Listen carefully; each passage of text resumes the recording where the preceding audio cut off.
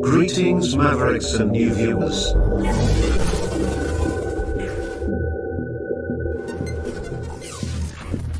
Tonight, direct and live from the Maverick News Network World Studios. This is Maverick News with Rick Walker.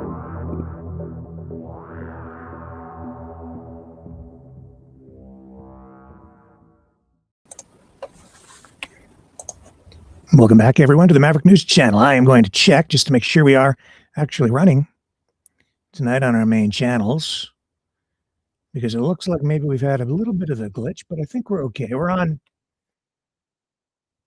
We are on Rumble one channel we're not running on, as we continue to struggle a little bit with some technical problems here, but we have a lot to share with you tonight. Christmas Day Maverick Live Special.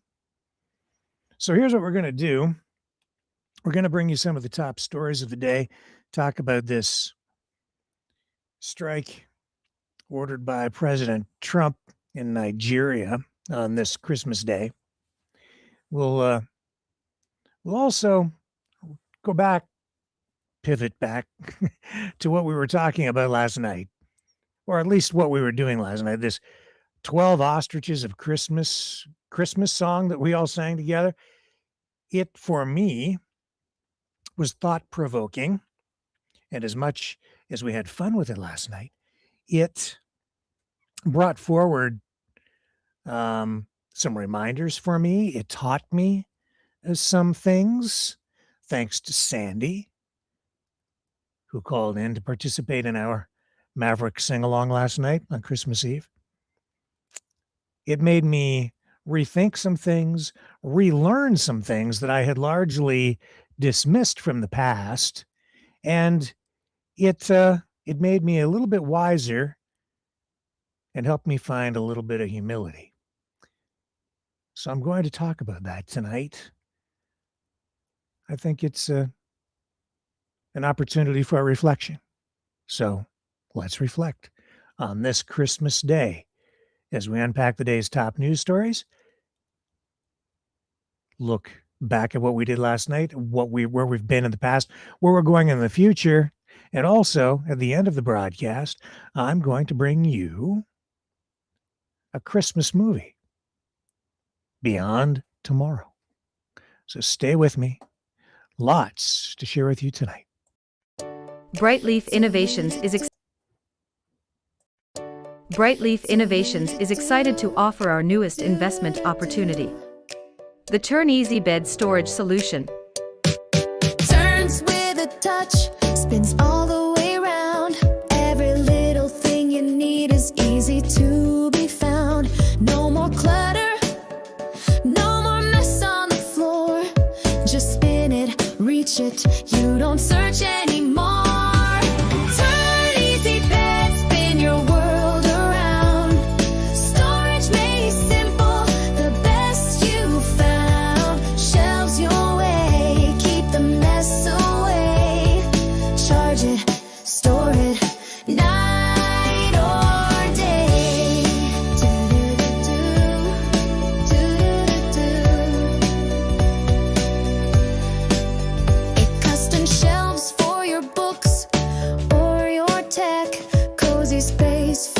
Treasures to protect, built-in power when you need to recharge. Smart design that makes your bedroom feel large. Turn easy bed, spin your world around.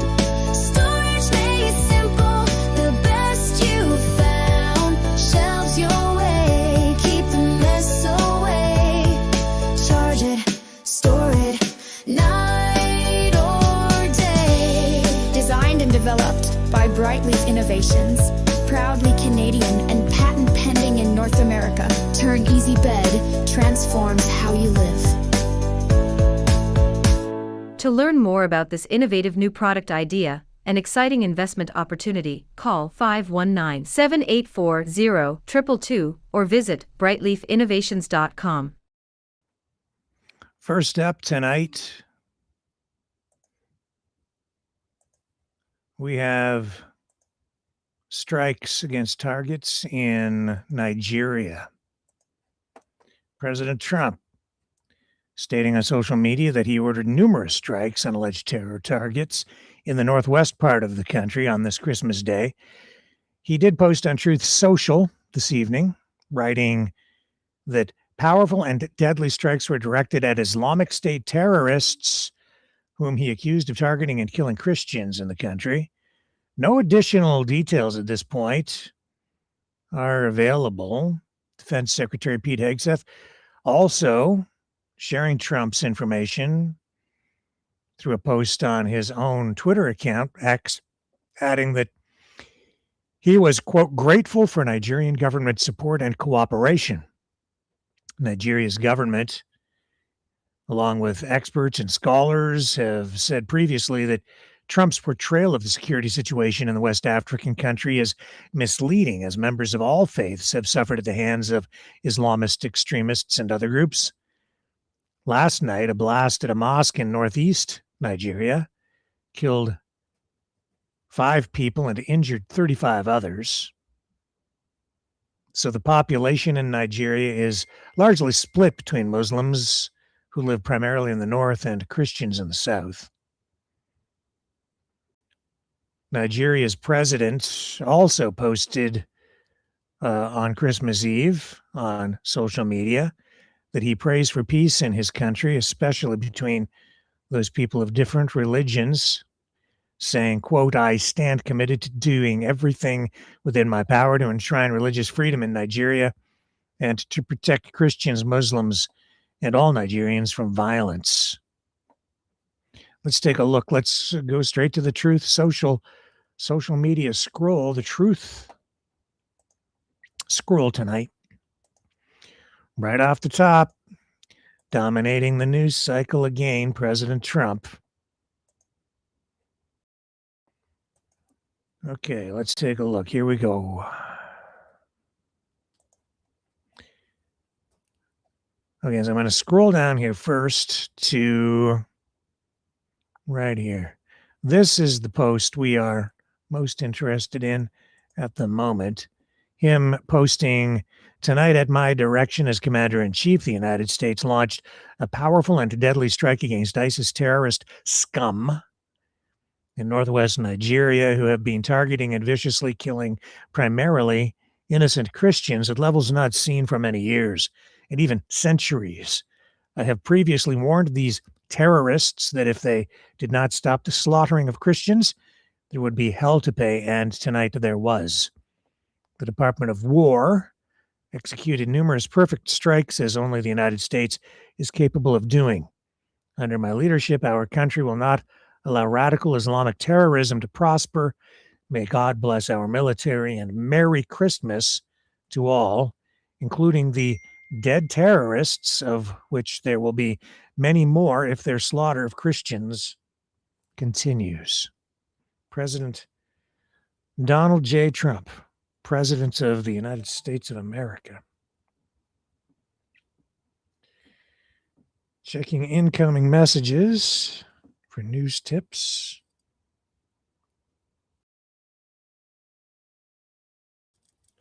Looks like Rumble 2's not running tonight. So we're on Rumble 1. I think we're up on YouTube. When we go to the movie, we will be forced to dump off YouTube. So if you're not watching on Rumble 1, our main Rumble channel, please flip over to that and you'll be able to continue with the broadcast over there tonight. This Christmas Day special, marked by, most significantly, this strike in Nigeria. Also tonight, we're going to bring you the address, Christmas Day address from King Charles, who called for compassion on this Christmas Day. Before we go there, though, Jimmy Kimmel's still a thorn in President Trump's side. He was asked to come up with an alternative Christmas message for Britain. And so over on Channel 4 in Britain, that's exactly what he did.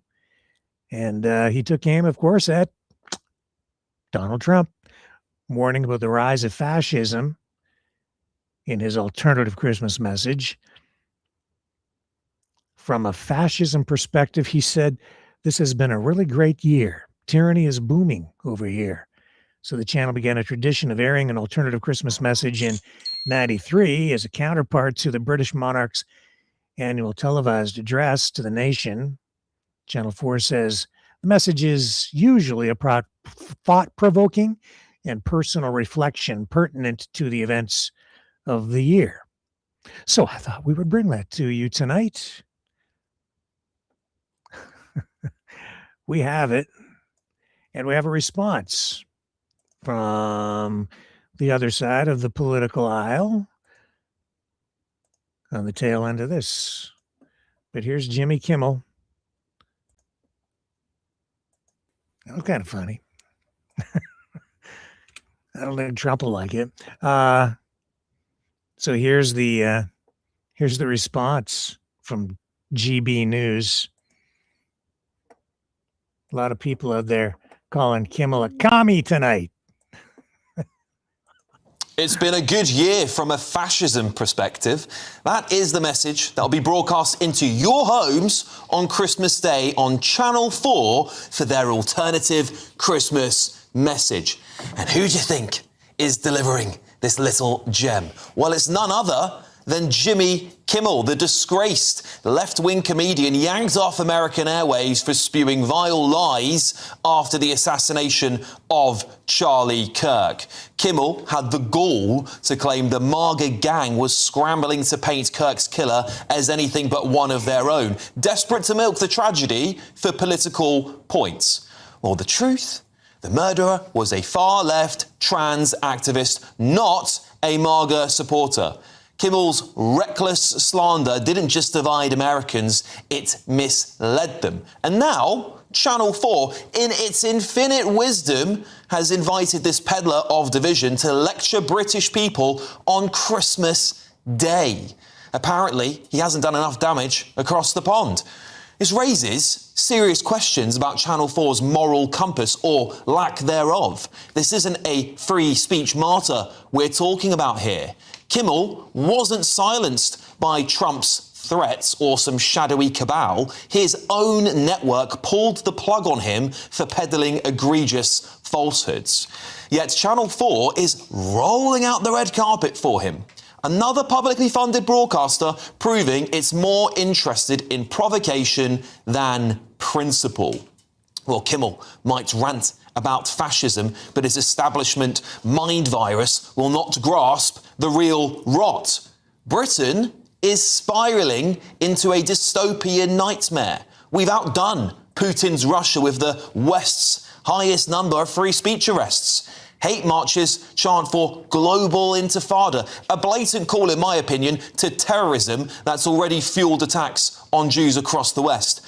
Local elections? Well, they're being cancelled under flimsy reorganisation excuses. Jury trials and automatic appeals in magistrates' courts, they're on the chopping block too. And the BBC, another taxpayer-funded gem, has been caught doctoring clips of the United States president and skewing Gaza coverage. Labour's Home Office secretly demanded Apple hand over a backdoor to your encrypted iCloud data. And don't forget the government's blatant deception about the nation's finances. And today we also found that the Labour Party chair couldn't clearly deny that the Labour Party wouldn't suspend a general election. So when Kimmel takes the mic for his alternative Christmas message, he better call out the creeping fascism and authoritarianism choking Britain. But don't hold your breath. I won't be. Channel 4's likely banking on him sticking to the script and not exposing their complicity. But what do you really expect, from the broadcaster who let the president of Iran, a country ran by Islamist extremists, deliver an alternative Christmas message to? Quite the show. two different perspectives. I was speaking to someone today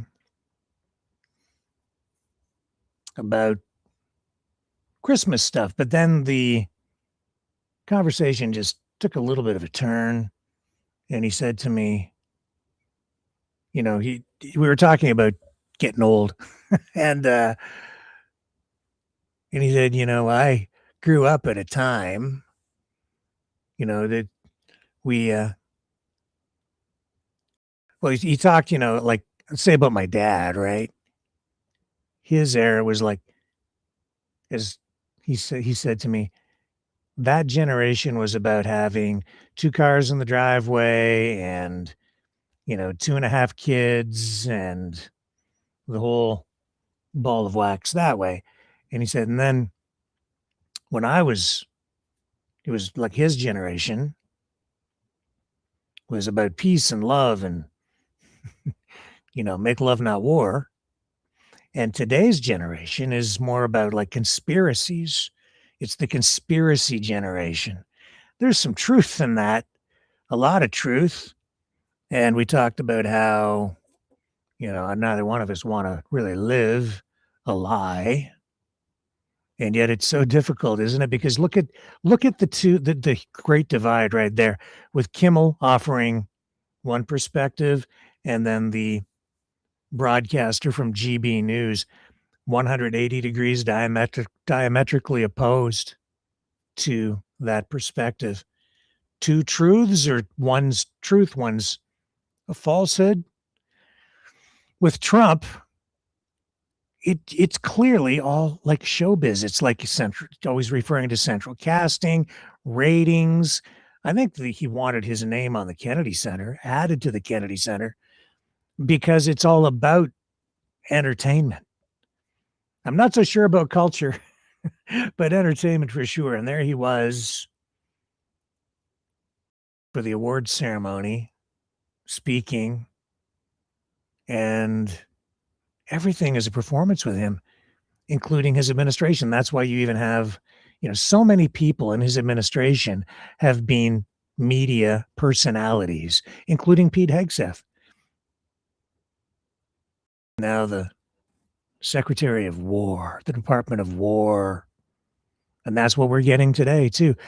Not really much video out there, if any, of the actual strikes in Nigeria, but everything is performative. Everything is done to send some sort of like a symbolic message.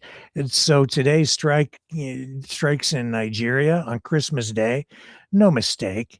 The timing is intentional. It's because we're dealing with, whether you subscribe to what Kimmel said or the broadcaster from GB News or others who are out there calling the anti-Trump movement communist, calling Kimmel himself a commie, one way or another, it's all a show. And I'm not sure how real it all is, but we're going to dig into some of that too, because in a way, as much as things have changed from my dad's generation to my generation, generations in between, and today's conspiracy generation, if indeed that's what it is, this is nothing really all that new, because for political reasons, as we will show you in this broadcast, it's all fake.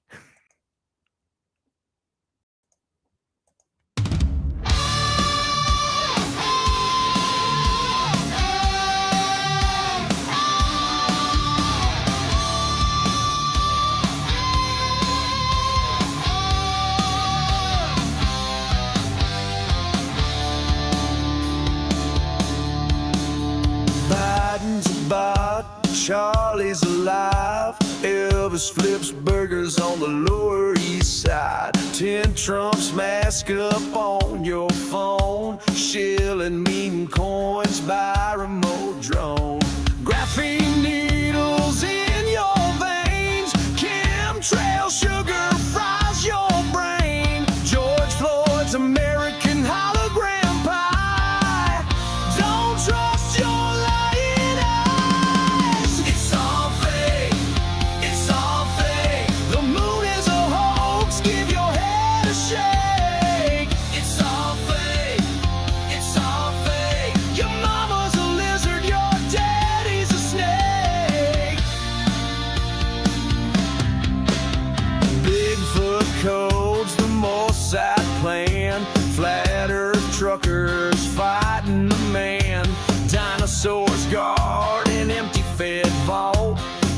Earth is dead and it's the media's fault. Conspiracies are real, let it sink in. Time travel, JFK is president again. 9/11's a VR game. The elite cut deals in the devil's name. It's all fake, it's all fake. From the jab to the pills that you take. It's all fake, it's all fake. The Pope's in a bunker with Q as his mate. Your phone's a snitch, your dog's AI. The king eats penguins in conspiracy pie. JFK, Jr., Cobain, and Tupac. They ain't dead, they're all coming back.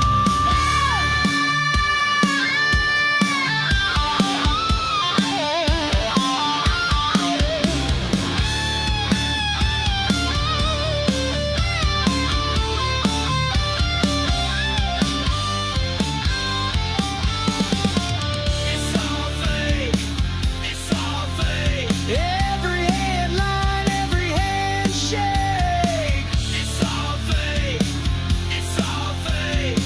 FBI, CIA, KGB, ABC. Are you awake?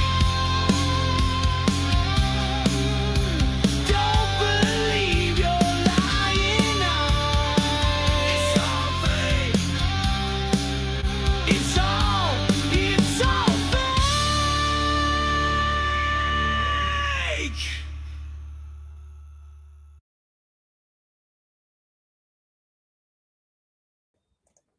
Don't worry, I'm still here. That tees up what we're going to talk about on the other side of it. Brightleaf Innovations is excited to offer our newest investment opportunity. The Turn Easy Bed Storage Solution. Turns with a touch, spins all the way around. Every little thing you need is easy to be found. No more clutter, no more mess on the floor. Just spin it, reach it, you don't search anymore.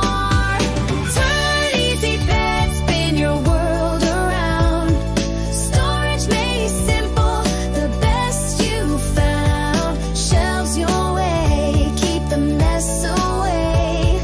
Charge it, store it, night or day.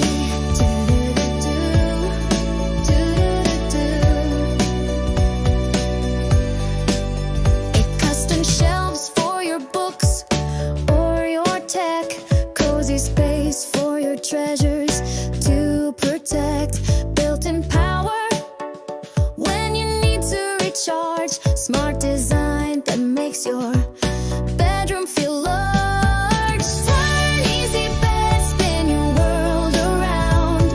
Storage made simple, the best you found. Shelves your way, keep the mess away. Charge it, store it, night or day. Designed and developed by Brightleaf Innovations. Proudly Canadian and patent pending in North America. Turn Easy Bed transforms how you live. To learn more about this innovative new product idea and exciting investment opportunity, call 519-784-0222 or visit brightleafinnovations.com. And one more, and then we dig into it.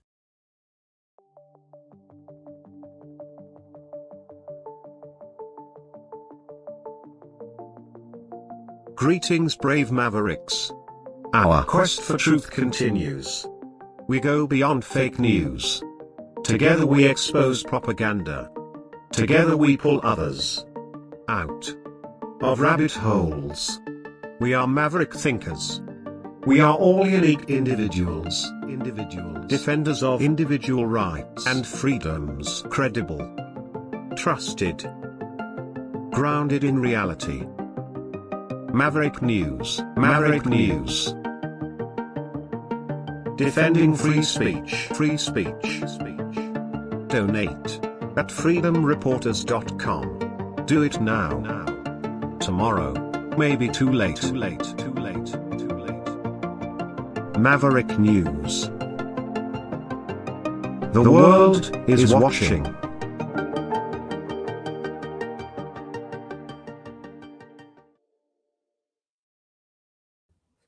Okay, so last night we did the Christmas Eve version of the 12 Ostriches of Christmas. It was fun. And then Sandy called in to join. And what I want to do here is I want to rerun some of what we enjoyed last night, because there was a real lesson to be learned from the thing. It just seemed like harmless, good fun last night. But what Sandy did is she made me think. I mean, it was really thought-provoking. It made me revisit some things that I had just sort of dismissed in the past. And there's some real lessons to be shared here. So let me share this with you again. All right, we're just going to pick it up partway through the rendition of the 12 Ostriches of Christmas. All right, let's just rerun this. Here we go. Two turtles, And they're dead ostriches, in their and grave they part, now. And an ostrich And an and a and pear, an ostrich in a pear in a pear tree. tree. and a beer.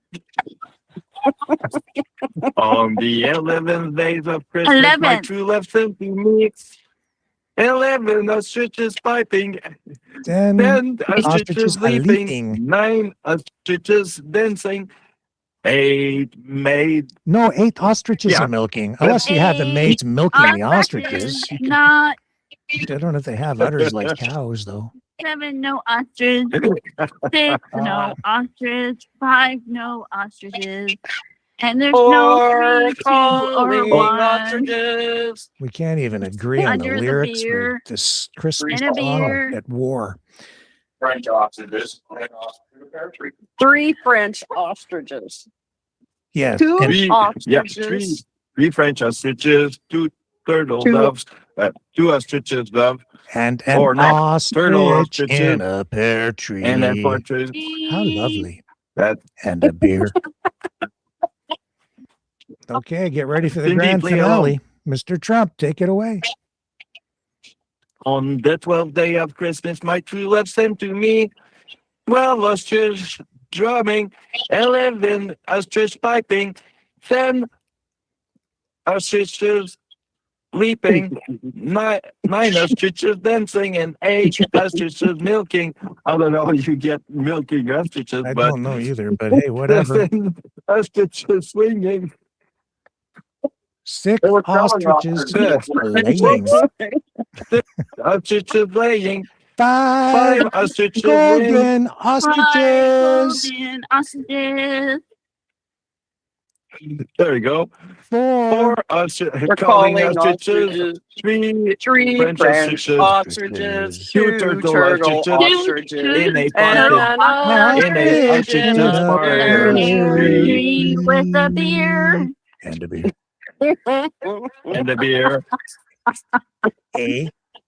And that was a special Christmas carol from the Maverick and the News Brothers. I have a question. though. BBC Brown.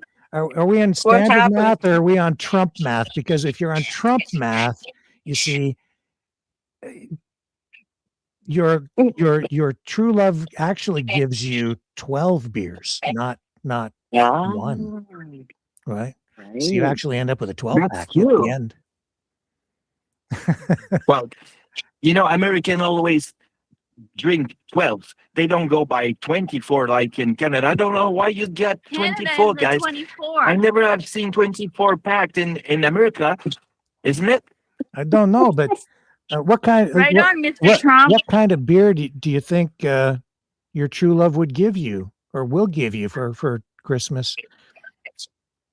Is it like it's got to be She would Canadian not beer? give me any beer. She would give me whiskey.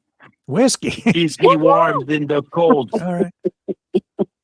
Well, I don't know. I was thinking that given that Santa is actually Canadian and has Canadian citizenship, and the North Pole has been claimed by Canada as sovereign Canadian territory, it would have to be You Canadian can make hot Bruceys. toddy. So I'm thinking it must be either Molson Canadian, but you know what really comes to mind? If you're really going to go whole hog, and if she's your true love, she's going to give you the high test stuff. So I don't know if they even make this because I don't drink beer, but wouldn't your true love give you like the high alcohol content? Like there was a beer out there, and there are others I'm sure that are like Brador, which had like higher alcohol content, so you get that Canuckistanian feel a lot sooner. And Probably. Christmas glow. It would be probably a better tip. Do you know what the best recipe is, Rick? What's that, Sandy?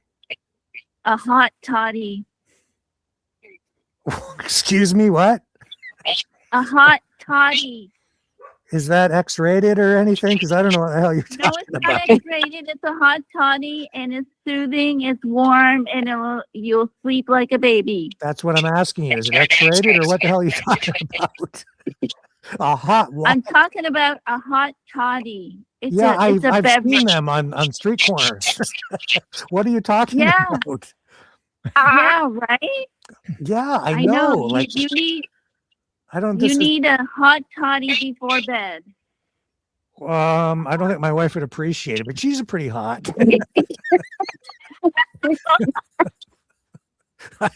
Andy, I just you're just the best.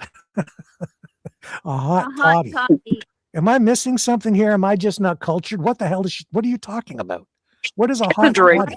Toddy. It's whiskey and Oh. lemon, and water. Ew. Oh. No. It's No. soothing. It's honey, lemon, Honey, and yeah. rum. Yeah. My husband just told me that. I didn't know. Just- Okay, good. All right. I don't Thank you. I don't drink, so I have no clue. I just Oh well, maybe you should make one. You should make one and do a after little this- bit of af- warm. after this I might need to. Yeah. Linda said a bad Well, I hot got a toddy good is recipe gin and for Neil everyone. Citron. Hear that? It's a winter drink. And instantly my mind goes to the gutter. It's a winter beverage, and it'll warm your cockles to your toes.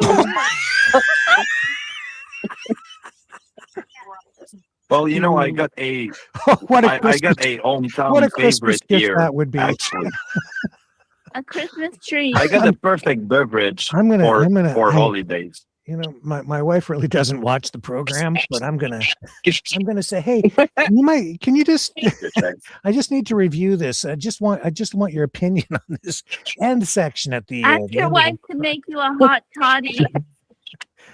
no, Sandy, I've got someone who can help me with that. Good. right over here.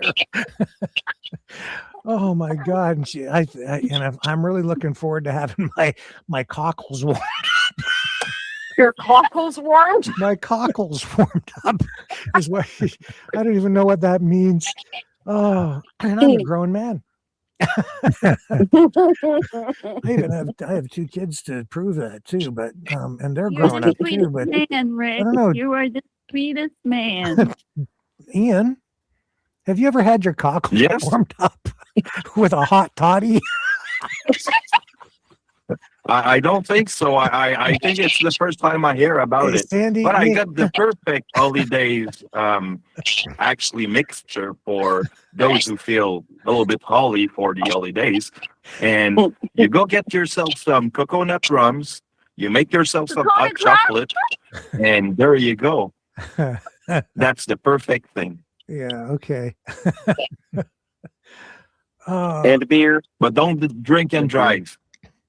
I thought I was worldly, but obviously I have a lot to learn. In fact, I've led such a sheltered life. Yeah. Oh my God. Straight into the gutter this program. It comes with the color of Mavericks. There's more to And it. a side of man. Maverick. Sorry, what, Sandy? What was that? A side of Maverick. Mm. Well, I don't know how we can possibly follow this up, but I do have something that I was going to end the program on tonight. As you know, we made up this Christmas album, and I've been sending it to people who donate to the program. And so if you donate, I'll send you the Christmas album. And one of the songs on the album is and it's related to all of this, and it ties right into the top story of the year. This is called Grandpa Got Run Over by an Ostrich. Okay.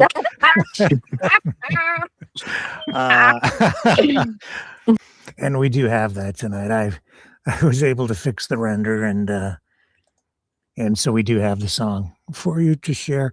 But back to the serious, actually, the serious side of where that 12 Ostriches of Christmas singing was about last night. You know, on this Christmas, I am reminded again that we Mavericks are really a bunch of misfits. It's been like that since, I resurrected this news channel during the pandemic, during the Freedom Convoy. And we are really, truly a bunch of misfits over here. But that's really sort of been the story of my life. And I love it. Some people say, we're a bunch of fringers. We're the fringe.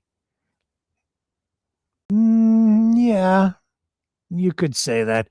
But I think that we're like a bunch of misfits from the Island of Misfit Toys.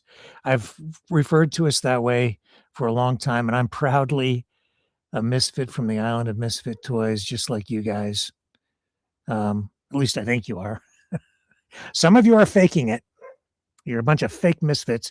No, but it's a great family to be part of. And Sandy proved something again last night, that people like misfits who are commonly dismissed by some people who go out of their way to fit in or just conform. Sometimes it's the misfits that have the most to contribute, the most to teach us. Sandy was using words that I'd heard, but really hadn't really wrapped my mind around, because even as a child, I pretty much dismissed them as nonsensical. I shouldn't have done that. And she made me think last night. I want to share that with you because I hope it makes all of us think. Because what she did, there was so many layers to what she was talking about last night, that there was history there. There was commentary on today's society, on religion, on politics. And on being a misfit. She talked about, like, just first about the hot toddy. All right. So when she was saying hot toddy, I thought she was saying hot toddy, like Tottie. It's a sort of a British slang term for a lady of the evening, or a, maybe just a super hot, sexy person of the female persuasion who maybe isn't even, like, you don't necessarily have, just, you're getting the picture, right? So you're just a hot toddy. It's a pejorative term. I think mostly on the British side, that a lot of people here probably haven't heard of, but that's what I was thinking of. But she was thinking of hot toddy, Todd, I think it's IE, which is this drink. I don't drink, so I'm not that familiar with it. In hindsight, I had sort of heard of it before, but she'd heard of it. She was well versed. She knew exactly what she was talking about. And I, of course, instantly went to the hot toddy thing. But that was okay, because it just really illustrated how a single word, even spelled a different way, sounding the same, can mean different things, and people instantly get different interpretations of things. And that ties right into this whole ostrich farm thing, where clearly through our coverage, we've shown that a lot of the activists out there were just straight up lying to us to mislead and to get us to respond emotionally for political and economic purposes, and whatever their objectives might be beyond that. But you have like actually more than one different perspectives, all these different perspectives, how people viewed what was going on out of that crazy ostrich farm. And it continues. And we have stories coming up on this in the days ahead, new ones, new information that I think will help shape your perspectives on it, I think, more accurately, and help get us all closer to the actual truth. Not, I have the truth. No, I have the truth. We'll give you a more rounded, balanced perspective on this in the days ahead. It deserves this story. And the reason it needs to be done is because they're not giving up out there. They continue their activism. They continue this campaign. They're continuing to try to generate donations. And the birds are gone. And they ain't coming back. Not those ones. And it's the craziest bloody story ever. And speaking of bloody, so Sandy goes on and talks about cockles. And so I laughed my cockles off. Right? Because, again, it's like a double entendre. So I knew that, I know what cockle shells are, sort of, from Mary, Mary, quite contrary. How does your garden grow? With silver bells and cockle shells. And then the last line in that nursery rhyme has been reinvented in many, many different ways, especially the last line. The nursery rhyme itself, written like in the 17th century or something, it goes back so far, and it has been, a lot of liberties have been taken with it over time. So much so that it has, disputed meanings, a lot of different people overlaying different meanings onto it. Even the definitions of the words themselves, like cockle shells, which Sandy was referring to. So I got to thinking about that last night, and it was like, there's so much to be learned from this nursery rhyme and from these words. And I don't think necessarily that Sandy was referring specifically to the nursery rhyme, because there's yet another meaning beyond the nursery rhyme. We're sort of tied in. It could be, depending on the interpretation of cockles. So what are cockle shells? Well, cockles are like, it's seafood and it's a shell food. And so it's seashells. How does your garden grow? With silver bells and cockle shells. And the nursery rhyme, written in 16th century, referring to, well, then, like, so what does this nursery rhyme mean? As a child, I remember reciting it, even outside with friends, playing outside back in the day. I'm so old that we actually played outside because it was pre-video game era. And we would, recite things like that. And I remember doing that when I was really, really, really small, never really knowing what the hell it meant. And that's I think, perhaps the most popular interpretation of Mary, Mary, quite contrary, is that it doesn't really mean anything. It's just this nonsensical nursery rhyme. But when you learn more about it, and I had to go back and last night and early this morning, because I was thinking about it at like 3 a.m, 4 a.m. Next thing you know, it's 7 a.m, because I'm reviewing this nursery rhyme. Thank you, Sandy, for making me do that. Because I learned a lot. So much. And it reminded me of some other stuff I'm going to share with you tonight, too. because sometimes the misfits, like all of us, sometimes we just have the best stuff to learn the most. And there's, more intelligence and wisdom in here than anybody realizes, because that's the thing about Sandy is she sends me emails sometimes.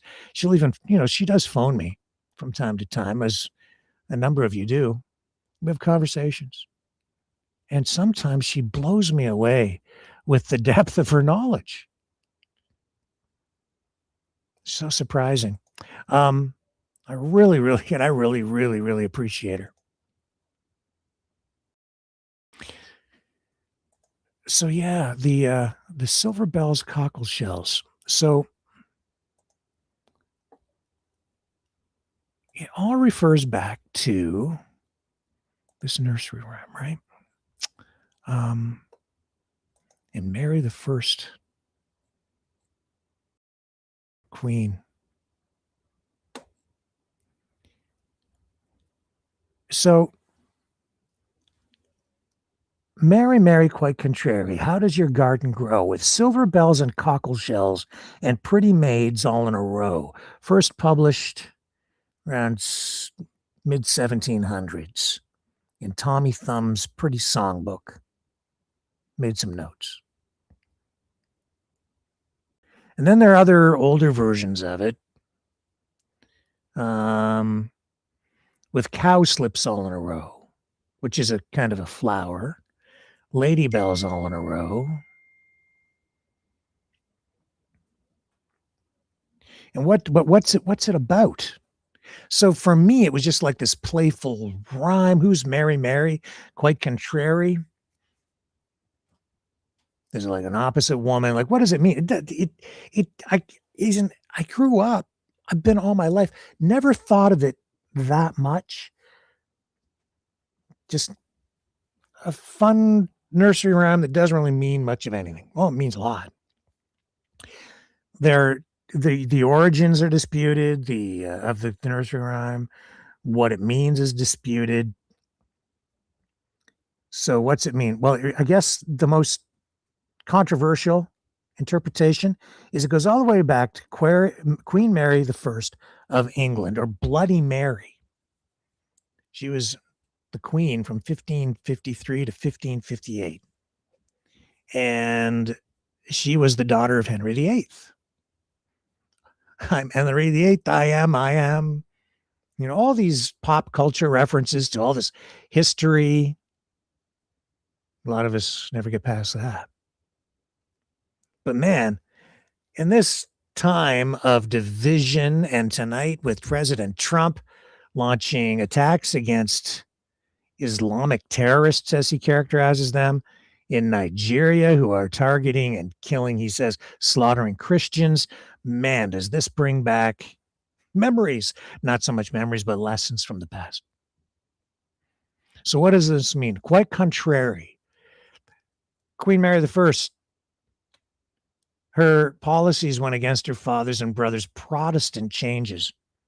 This is about the Catholics and the Protestants feuding. This goes all the way back to the 1500s and beyond, like before that. And we think that we're going to solve these religious conflicts with politics today, the way it's going.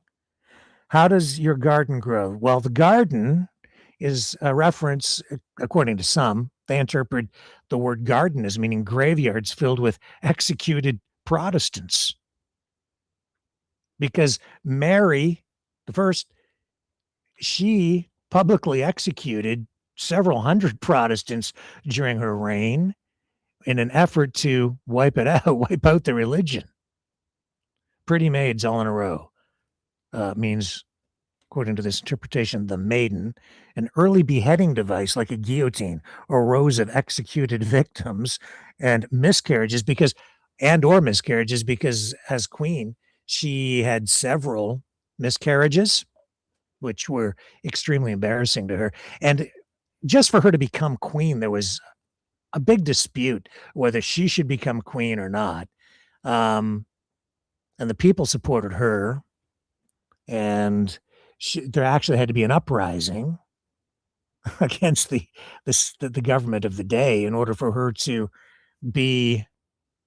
become queen, because her father wanted he sort of disavowed her because she was a woman, and he needed a male to become king, he thought. Anyway, so through this uprising, she became queen. The people supported her, and she actually was, in her own way, one of the original feminists, because she proved that a woman could effectively rule. Anyway, so but there's all this blood and conflict and violence and religious violence steeped in everything dealing with this nursery rhyme. And the silver, here's the thing. Now, some people also think it's like it has to do with Mary Queen of Scots. So there are various interpretations, but the cockle shells, it's not just seafood. Through these interpretations, there are some who think that the cockle shells are a reference to genital torture devices that were affixed to the genitals of predominantly Protestants, and then pressure applied as a form of torture. And the silver bells, I mean, it's Christmas, so I'm thinking, silver bells, Santa smells, right? No, they think it's a reference to thumb screws, which is like another form of torture. See, like, there's just all these layers. You can interpret these things in so many different ways. So again, you can be looking at one thing or even reading the words to something, and yet different people getting a completely different take on these things.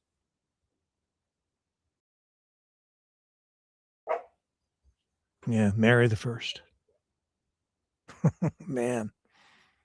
Also known as Mary Tudor, or Bloody Mary, because of her persecution of Protestants. And then a lot of her policies afterward reversed after she was removed from power. So just so much to learn there. And Sandy knew these words. But you know what it was? Sandy wasn't referring to thumb screws or genital torture or any of that stuff. My mind was going there. And I'm like, warm your cockles?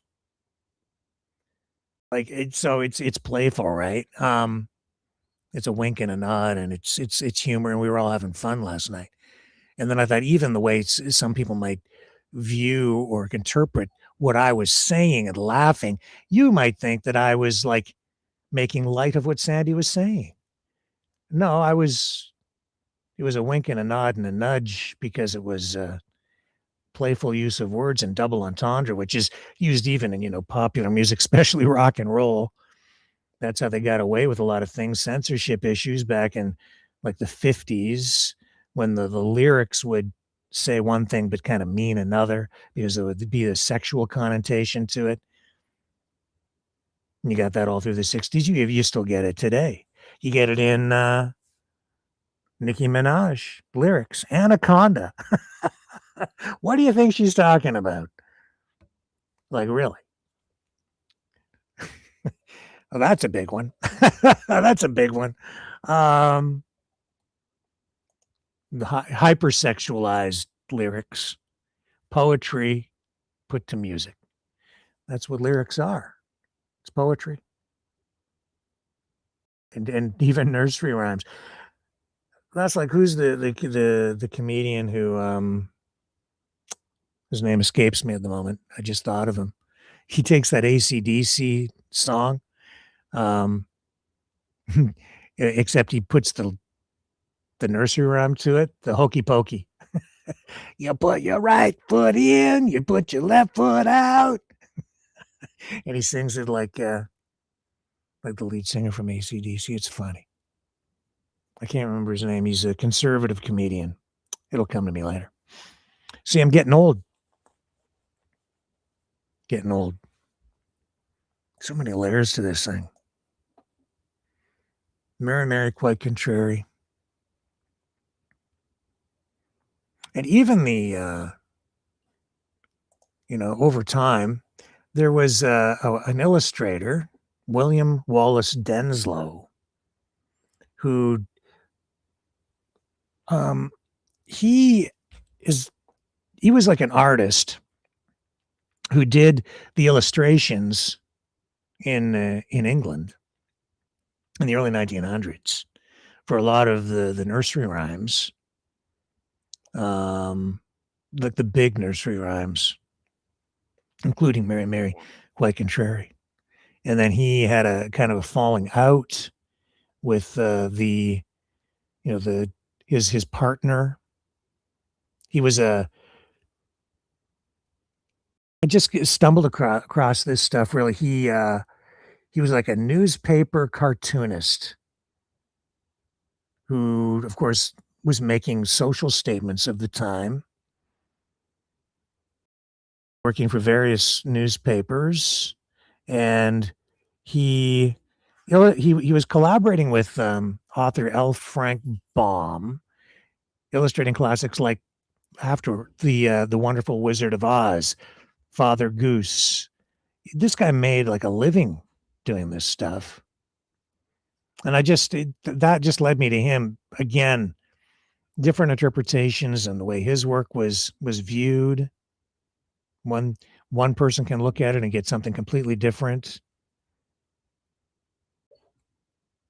And it was interesting too, though, because he became involved in the Wizard of Oz illustrations in around 1900.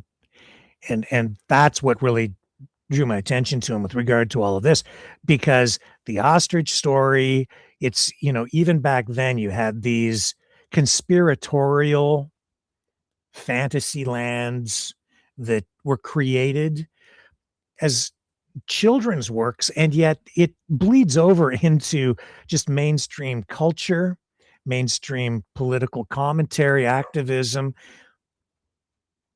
and even the way we perceive reality, because it's stories like The Wizard of Oz. It's stories like, and nursery rhymes like Mary, quite contrary. A lot of these kids' nursery rhymes, fables, they're pretty psychedelic. I mean, you even look at kids' television shows, like for young kids. I swear to God, I've said before, I think that they're so whacked out. It's like they're coming from an alternative universe or something. And it's like the scripts, the whole concepts, the artwork, the costumes, everything. Sometimes I think it's all dreamt up by somebody having an acid trip. And this is what we subject our kids to. And then we grow up in this world, and no wonder people have a hard time getting a grasp on reality. The Wizard of Oz is all about that. And I think it was that work, actually, that led to his dispute with his partner, author. Yeah. Yeah. Frank Baum. And after the dispute, he got into a dispute because of a theater production of The Wizard of Oz, where he, of course, did the illustrations and like the artwork and the set design and stuff. And it became a dispute over royalties and sharing the wealth. But there's a guy who helped shape our perception of fantasy versus reality. And The Wizard of Oz is really about pulling the curtain back, isn't it? To expose the wizard, to expose the truth behind the curtain. See how these things really start to tie together? And so you start pulling that curtain back and you're exposing, well, what's the government really doing? What's Donald Trump really doing? What's the truth behind the pandemic? What's the truth behind these ostriches? Pull that curtain back. What's the truth? Who is the wizard behind the curtain? And when you pull that curtain back, it's just a little guy who makes himself big, who lies perpetually. and uses technology, a big speaker, amplified, a holographic projected image made to look big, bigger than life, because it isn't life. It's an illusion. That's what all of this stuff has been. It's just been a big show. Donald Trump pumping himself up, governments pumping themselves up, political activists pumping themselves up, lying, I guess, because they feel like anything they do is justified because they want change. And the disputes go on. Wars that have been raging in one form or another, at times cooling down, but never really ending, raging for thousands of years in some cases. And I'm going to end this war in a day, says Donald Trump, and then he doesn't. Can't, won't. I'm not even sure that World Wars I and II ever actually came to an end. It seems like it's just a continuation with brief pauses in between. And we talk about the new normal or getting back to normal. I'm thinking we just had a lucky for a while. We're just so lucky for a while because we were living with that peace dividend after World War II. Maybe we were living a lie. Maybe we've been living the lie. Maybe we just found ourselves in the eye of the storm for a while where it was calm.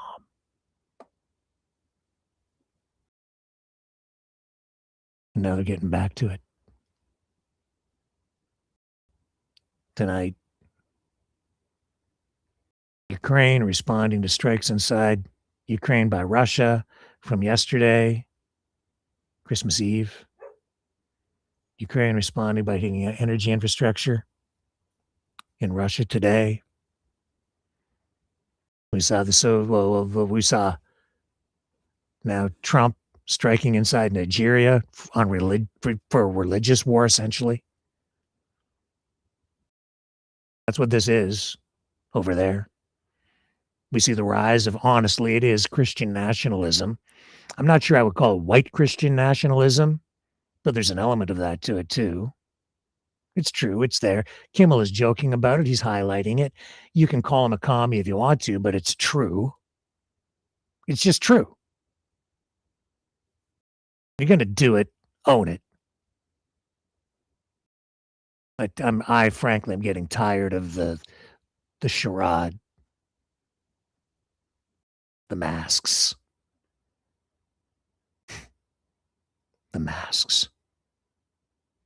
literal, metaphorical, fake. I'm not a racist. Kinda. A lot of hate out there all the way around. Racism all the way around. It's everywhere. From all sides, directed at all these other people, and it's all bubbling up to the surface, and people are buying into it, and they're listening to it, and it's the rhetoric, it's the choice of the words, it's the way people are being manipulated to view things in particular ways. If we can't even agree on what a nursery rhyme is about from that long ago, and we're still disputing it, and it's highlighting all of these conflicts, how far have we come? Not very. I wish it was just a nonsensical nursery rhyme. And I wish these words were benign, but they're not. A nursery rhyme was trying to teach me something when I was a kid. When I was really, really young, like 5 years old. But I couldn't hear it. Not really. Not in proper context or with proper perspective. Not until last night. Because of Sandy. And singing the 12 Ostriches of Christmas.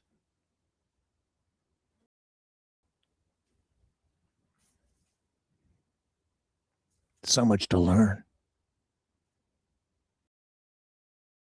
But it was still funny. It was still funny. And and that stupid story, it deserves that treatment, frankly. because a lot of people have been hurt by that. What's been going on out there? They're still being hurt by it. We've all been damaged because of that stupid ostrich story on one level or another. It's never been about the ostriches. The culling of the ostriches, it was never about the birds. They're just collateral damage. They were collateral damage before we ever heard about them. Because of the way they were abused. They were always abused, those birds, in various ways. We were abused. We've been abused. It's sick. We were abused. We were abused during the pandemic with the lockdowns. Abused by governments, plural. I think we were abused by the guy in the White House right now. Conspiracy? Theory? Now there's empirical evidence to support that. He's still at it. Well, he blames others. Because they just turn that story on its head.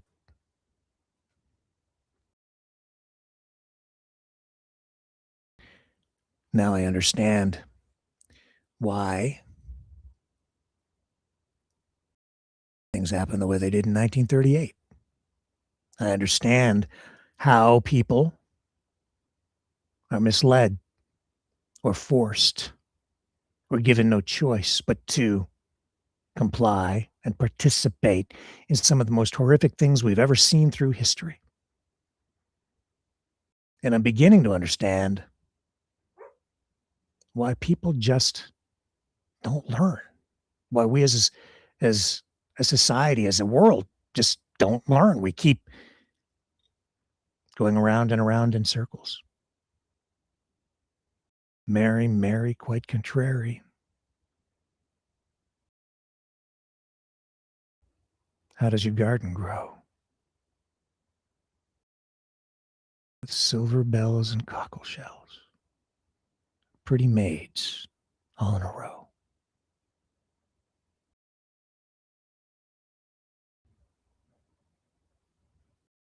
Fertilized with blood. Still flowing today.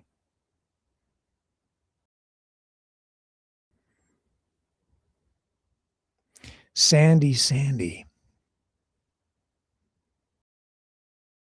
You're so dandy. You make my mind grow.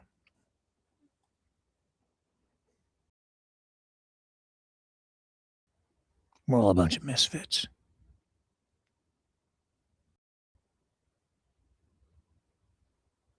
You know, dismiss us and you cheat yourself. Dismiss Sandy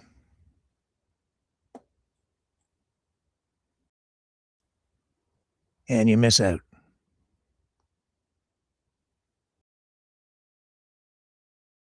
Thank you, Sandy.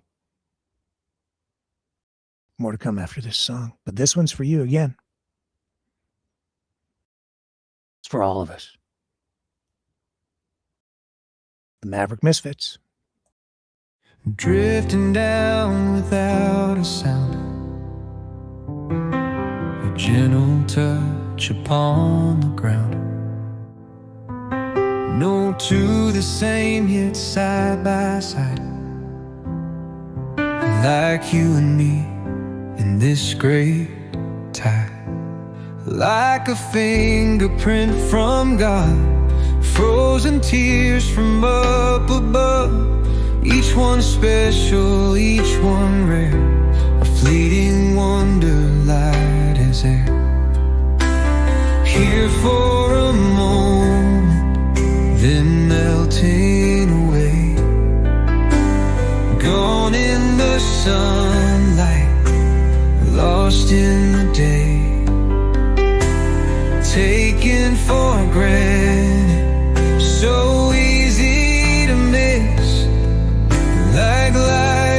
itself. So fragile is this. A million fall, yet each stands true. A perfect shape, a different hue. Just like us, no two alike. A spark of life, a soul in flight. Like a fingerprint from God, frozen tears from up above. Each one special, each one rare. A fleeting wonder light is air. Here for a moment, then melting away. Gone in the sunlight, lost in the day. Taken for granted, so easy to miss. Like life itself, so fragile is this. A million falling, yet each stands true. A perfect shape, a different hue. Just like us, no two alike. Like life itself, so fragile is this. Like you, like me, we shine, we fade. Yet every soul is beautifully made. A moment to love, a moment to stay. Before we drift, before we stray.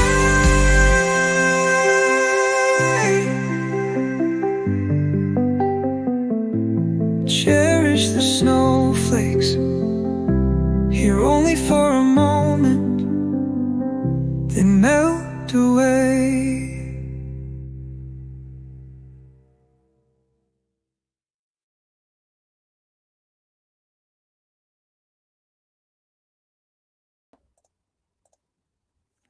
And you know, the most important thing about what Sandy said last night, or at least the most important thing is what she really meant by warm your cockles.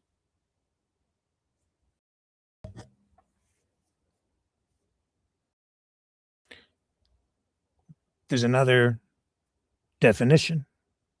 It's a reference to the valves in your heart.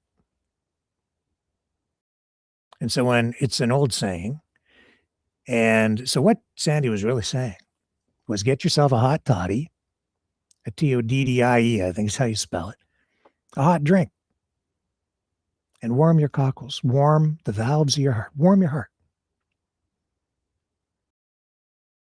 On Christmas Eve, now there's just a gesture of friendship.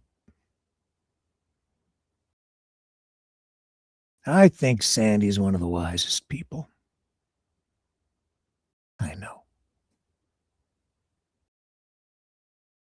Now, of course, if you want to get really warm really fast, I was talking about Brador beer last night in that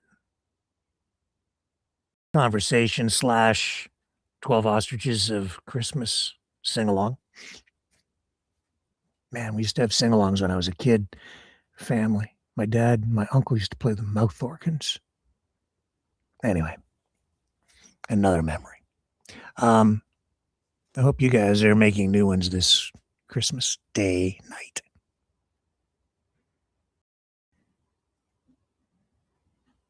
Talked about Brador beer because at the end of the 12 Ostriches of Christmas, after you have an ostrich in a pear tree, of course, it's Canuckistan, so is and a beer. But of course, I don't really drink, so I had to look it up.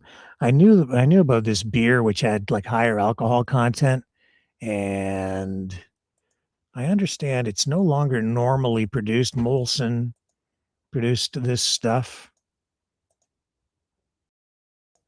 And now here it is here. So I pulled it up. Let me show you on screen.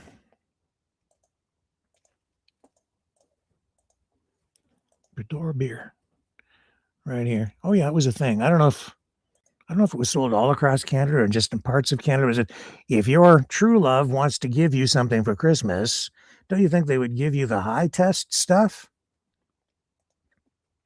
Bredor was a popular Canadian malt liquor strong lager from Molson breweries, known for its higher alcohol content, around 6 to 6.2% alcohol by volume, and distinctive gold-wrapped cap, offering a potent, crisp, and budget-friendly buzz in the 70s and 80s. Somebody giving me another definition of silver bells and cockle shells. Yeah, silver bells and cockle shells type of flower. Anyway, Bredor, before it was eventually discontinued, though remains a nostalgic brew for many Canadians. I guess at times they still produce some and then bring it back as sort of a nostalgic brand. It was most popular in the 70s and 80s. Its legacy is known for getting you buzzed efficiently. High octane. I said high test, high octane. Its higher ABV made it a potent, cost-effective choice for getting a buzz. Molson Cachet, part of Molson's portfolio, it held a premium feel before the craft beer boom. So, just thought I'd share that with you. A little nostalgia. And there was another piece of nostalgia that came out of what Sandy brought to us last night for me personally. And it just ties into my history of hanging out with Misfits. It brought back memories of a really smart guy that I met a long time ago, Roy McDonald, the mayor of Richmond Row, London, Ontario.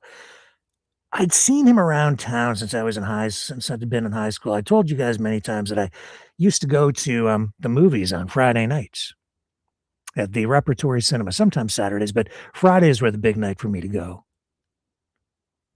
The New Yorker Cinema. I'd go and watch art films and obscure films, eclectic stuff at the Repertory Cinema in London, Ontario. And I'd be downtown and I'd see Roy walking around there on Richmond Street as a high school kid, even before that, elementary school, but high school for sure. And then I got into college. Journalism is what I was studying, broadcast journalism there at the time. And I was the public affairs director for the student radio station. So we had to produce all these long-form documentaries and long-form interviews.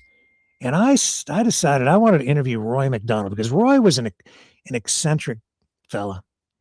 He would walk around town, long coat on, and sometimes his clothes were fixed with duct tape. But there was something about him. Most people just dismissed him as a vagrant or maybe a drug addict or alcoholic or a street person or whatever. But I knew there was something more to this guy because he was just different. He was very different. And so I thought about him and I learned a little bit about Roy. I didn't know a lot about, but I learned a little bit. This is now in the 80s. And I decided I wanted to interview Roy McDonald because, you have kings and prime ministers and you have all these guys, the big names, the celebrities, the personalities, even in the political world. And that's what all these live streamers, they want to do. They want to interview the big names. Not me. I was very much interested even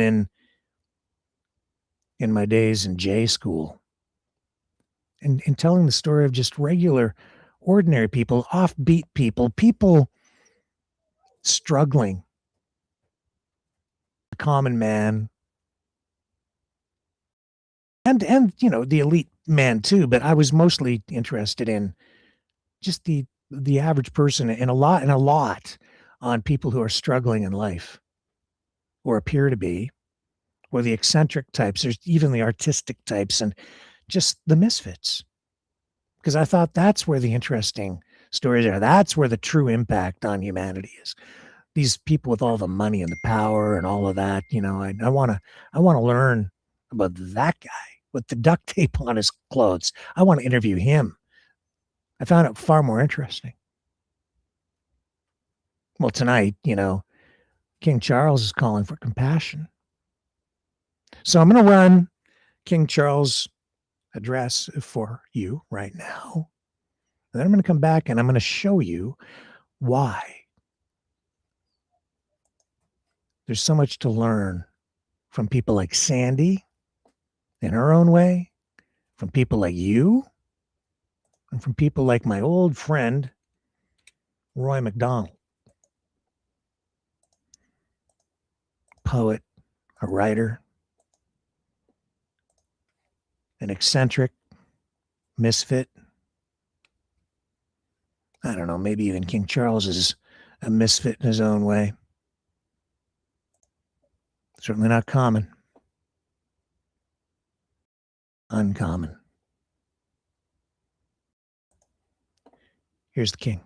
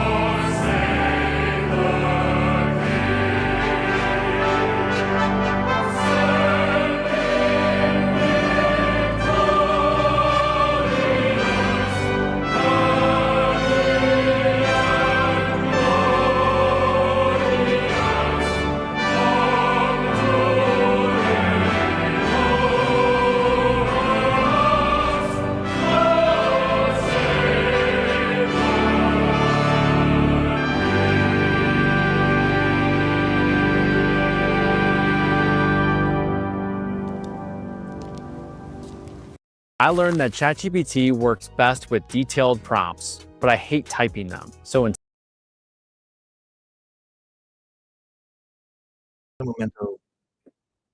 One moment. Hang on, here we go.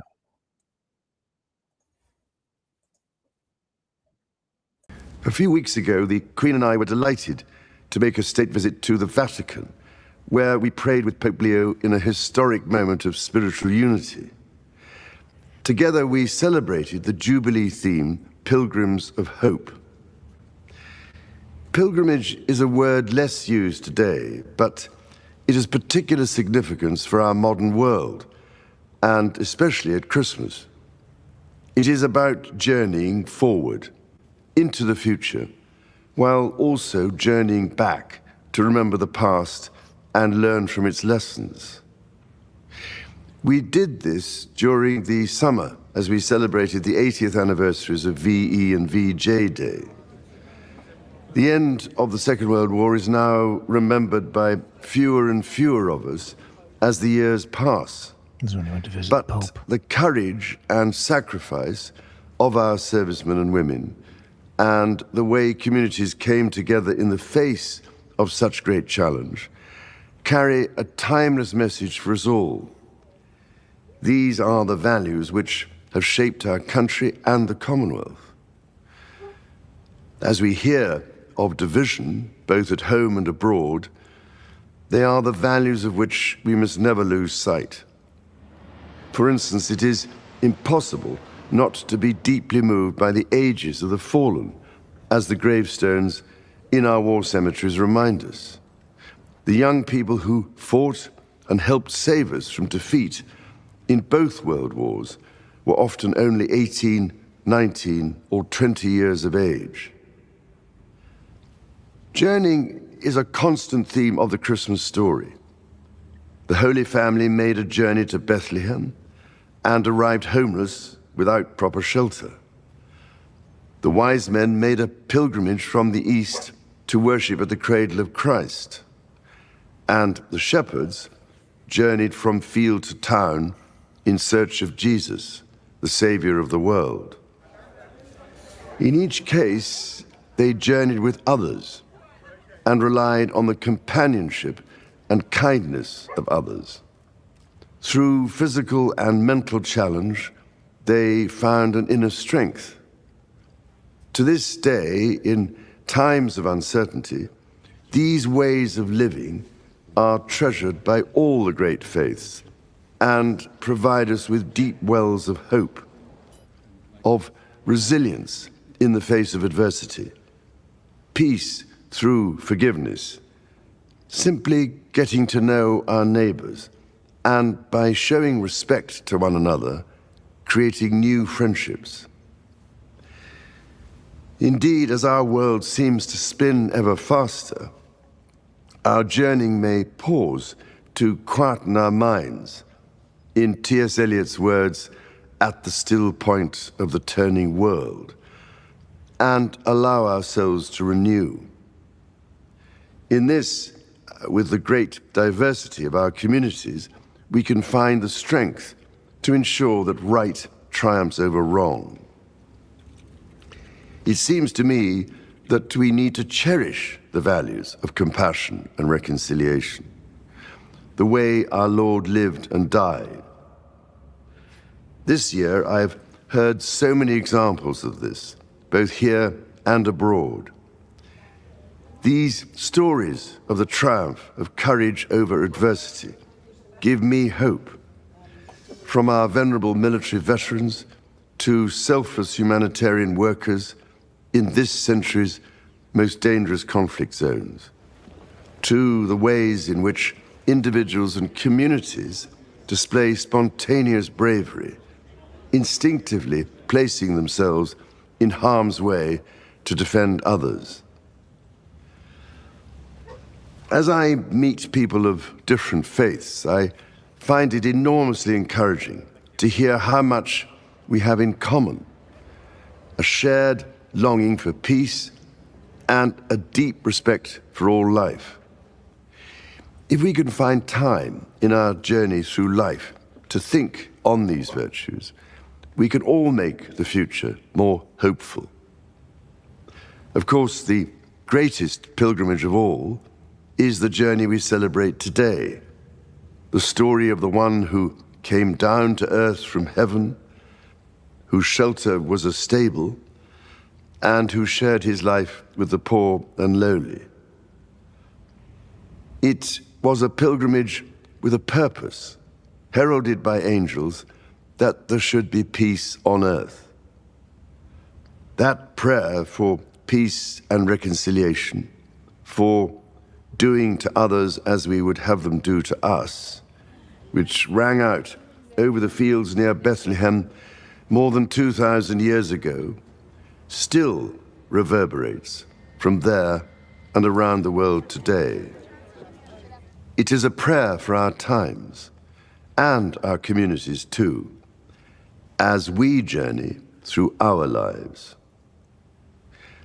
So, with these words and my whole heart, I wish you all a most peaceful and very happy Christmas.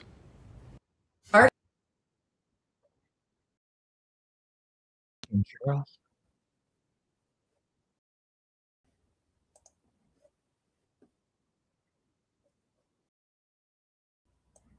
King Charles. Okay, let's take a little break. Come back and I'll tell you why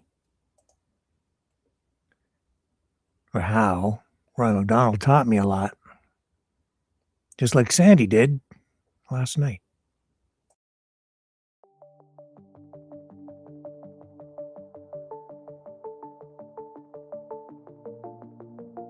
Greetings, brave Mavericks. Our quest for truth continues.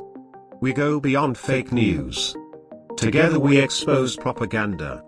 Together we pull others out of rabbit holes. We are Maverick thinkers. We are all unique individuals, defenders of individual rights and freedoms, credible, trusted, grounded in reality. Maverick News, Maverick News. Defending free speech, free speech. Donate at freedomreporters.com. Do it now. Tomorrow may be too late. Maverick News. The world is watching.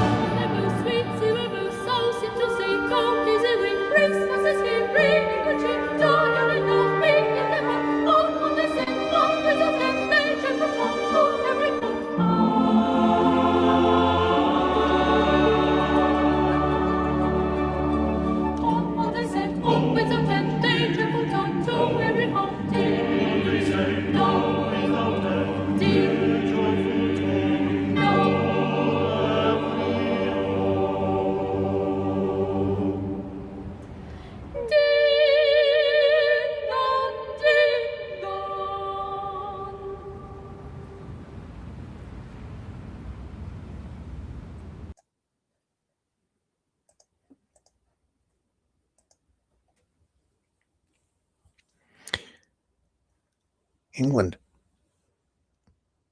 Canada is still kind of tied to England. Oh, that triggers some people. Not so much me.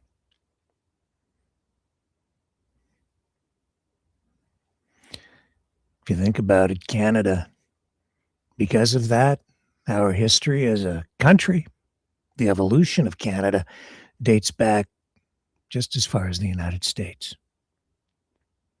Not so young as you might think.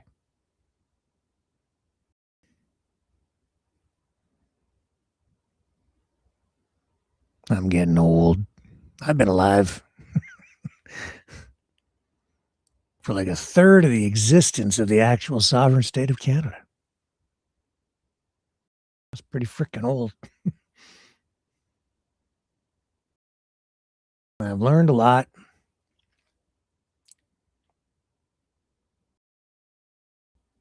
Still learning. Roy MacDonald, Mayor of Richmond Row, London, Ontario, my hometown. Roy passed away in 2018. As I say, disheveled, not focused on money. Smart guy. Dismissed by a lot of people. When I wanted to interview Roy MacDonald, when I was the public affairs director at the student radio station. When I wanted to do this like long form thing with him, I was going around. I was telling him, I'm going to interview Roy McDonald. I have to find him. I don't know how to get a hold of him. I had to figure that out. And I remember that the reaction from the program coordinator, some of the other journalism profs, they were kind of disinterested, dismissive of it. Like it was no big deal. Like, who cares? Because Roy wasn't a king. He wasn't even the mayor really of anything, right? They weren't really calling him the mayor of Richmond Row. Richmond Street downtown is where he was often seen. And so it was like, oh, who cares, right? I cared. I thought this is a big deal. And I started pumping it up with all of my classmates. I'm like, I'm going to interview this guy. This is going to be the best interview probably of the year. So as much as he was being dismissed, Roy McDonald, I finally figured out how to get a hold of him. So I reached out to him and he agreed to come in. And I was like, holy crap, he's going to do it.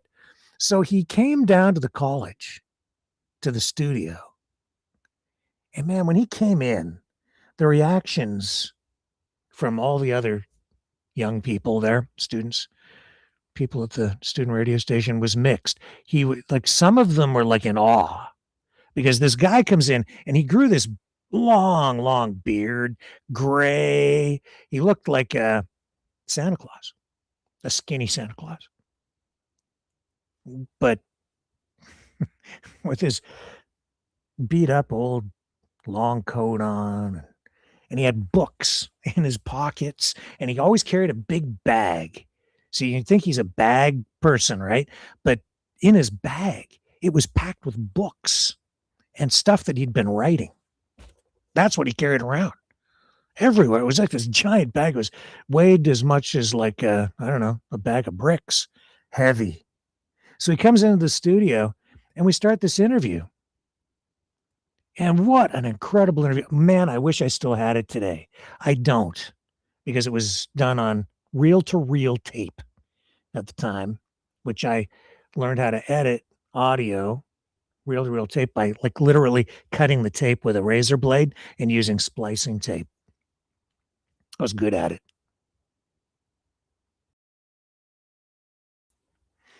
Not good at everything, but I was good at that, the audio production.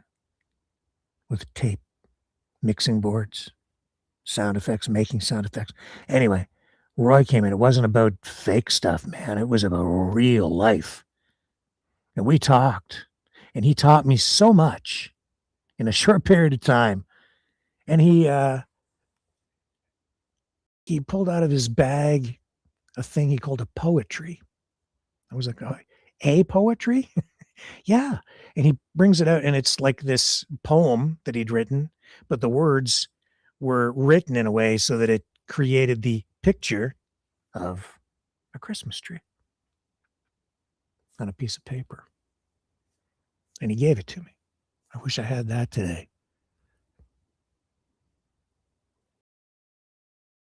He wrote about a lot of things. We talked about life. We talked about love. He talked about the love of his life. A woman that he called a woman child because he said inside she was like a child. And he spoke of her with such tenderness. And we talked about his history. And, he said that he went to Woodstock in the 60s. And he claimed to even then have the longest beard at Woodstock. So Roy was one of the people early in my life that taught me that everyone has something to contribute, that you shouldn't always judge a poet or a writer by his cover, me being the clothes that he wears, or anybody. Because he was wise. An alcoholic? Yep. But he stopped drinking at 38. So when I interviewed him, he wasn't doing that anymore. And I think he learned a lot of hard lessons in life. He lived in a home, like a house that belonged to his mother. She eventually passed away. He lived there on his own on Wellington Street.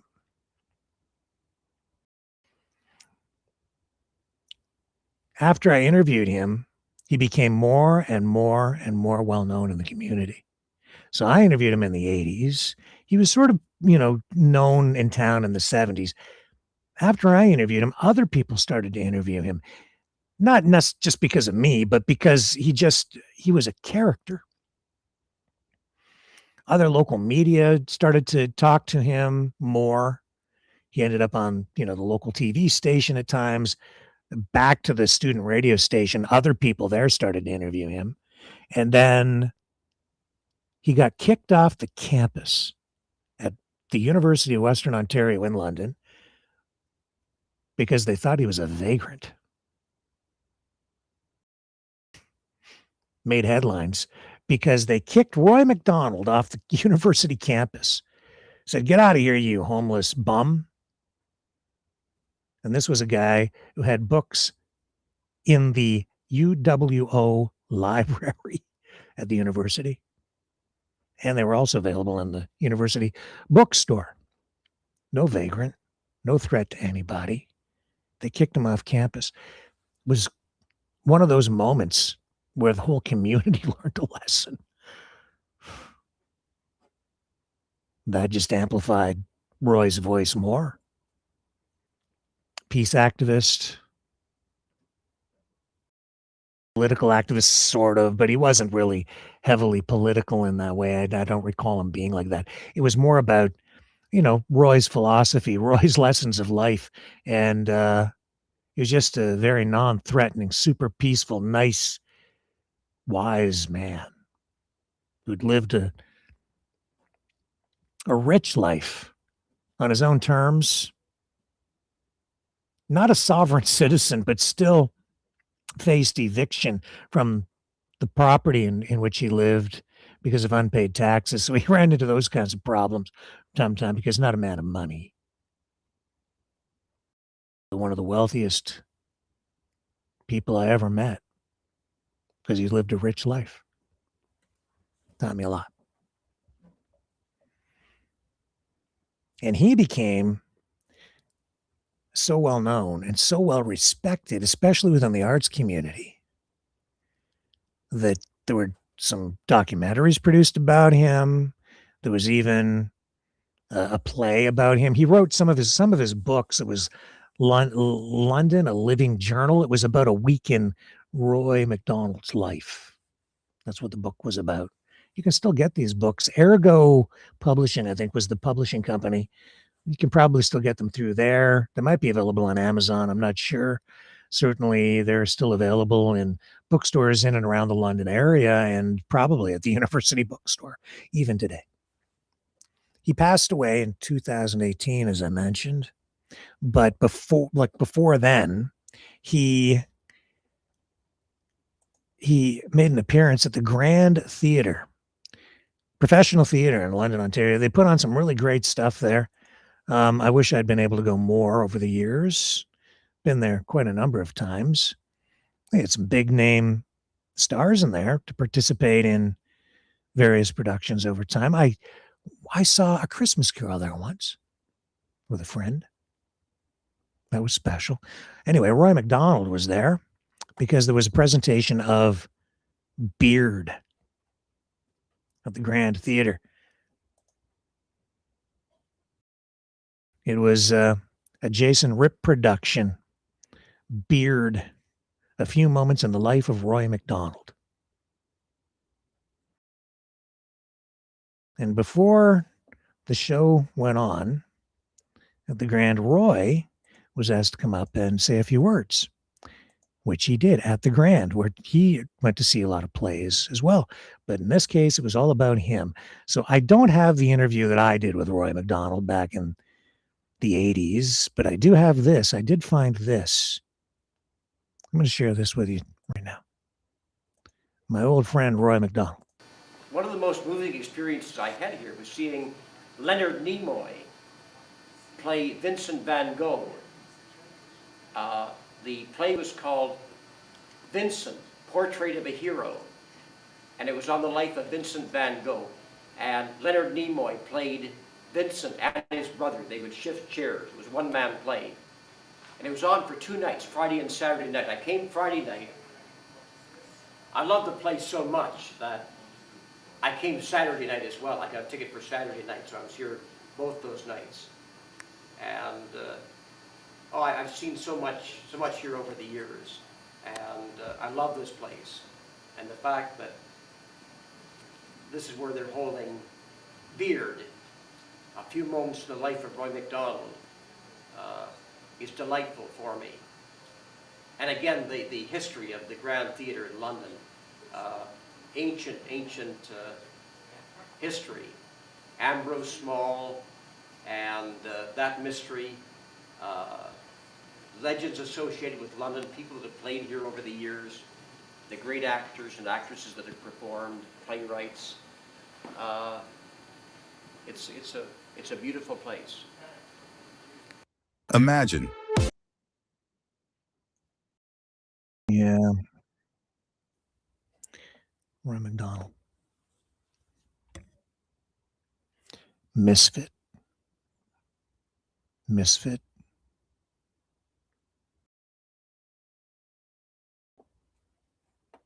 Who taught me a lot.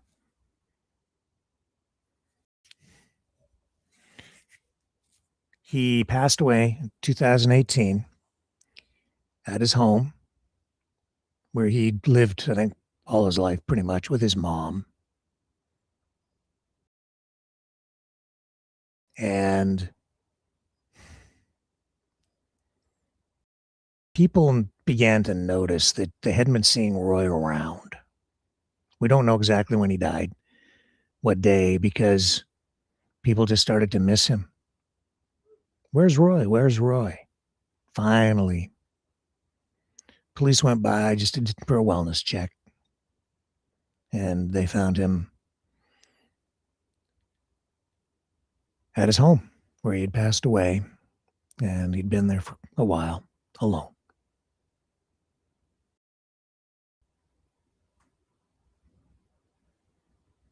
But tonight, I remember Roy MacDonald because of Sandy, because of you guys, because of Christmas and the poetry.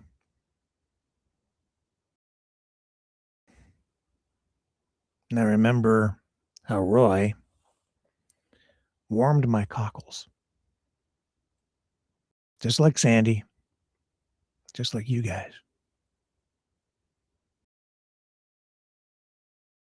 Thank you.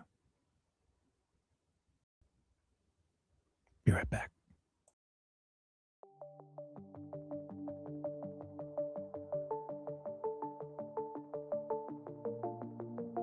Greetings, brave Mavericks. Our quest for truth continues. We go beyond fake news. Together we expose propaganda. Together we pull others out of rabbit holes. We are maverick thinkers. We are all unique individuals, defenders of individual rights and freedoms, credible, trusted, grounded in reality. Maverick News. Defending free speech. Donate at freedomreporters.com. Do it now. Tomorrow may be too late. Maverick News. The world is watching.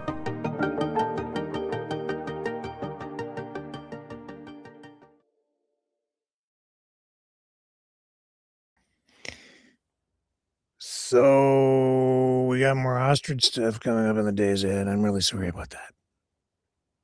But not sorry because it has to be done.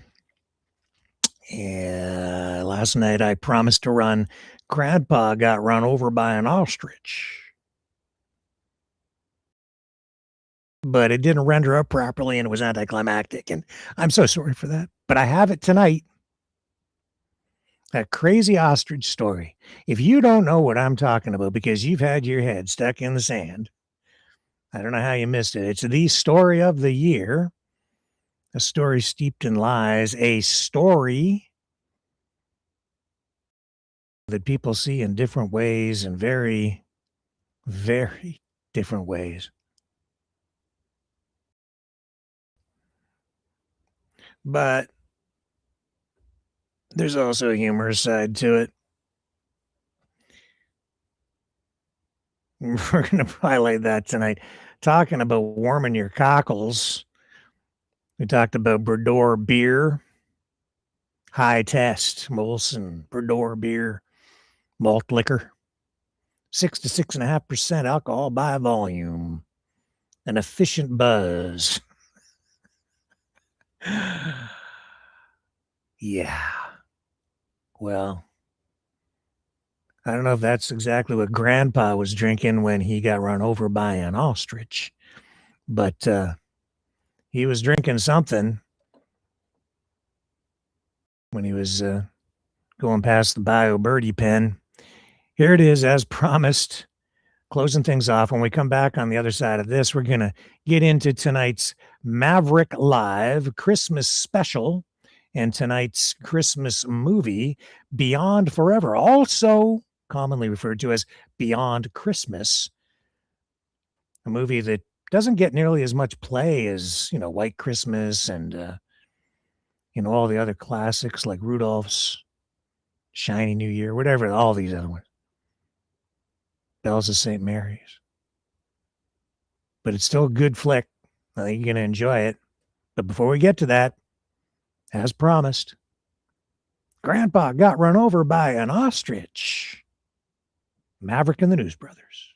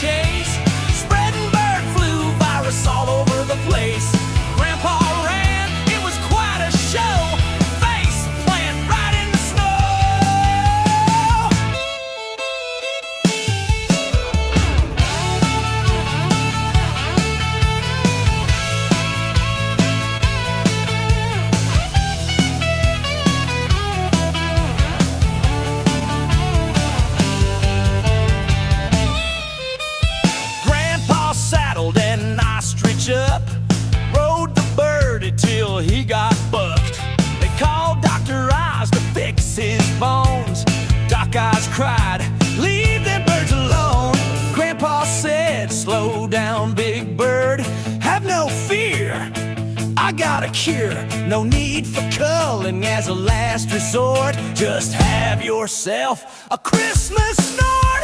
Grandpa got run over by an ostrich, walking home late Christmas Eve. Next year he's laying off the gin. Don't want to tangle with them bio birds again. He smashed.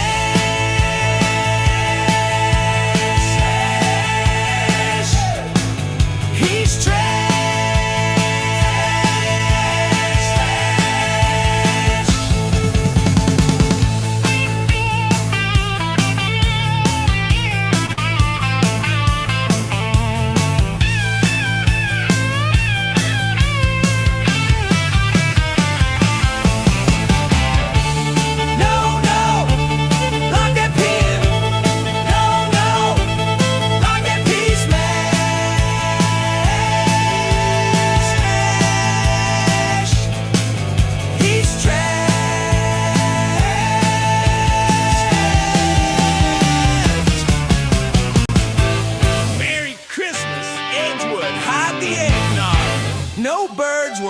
in the making of this song.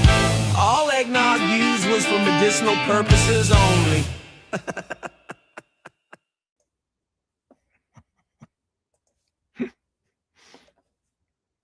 Okay, time for Maverick Midnight Matinee.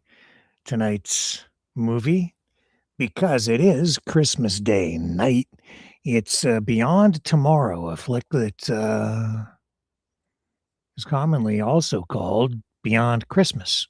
Oh, it's Christmas themed with the spirits and kind of a ghostly thing.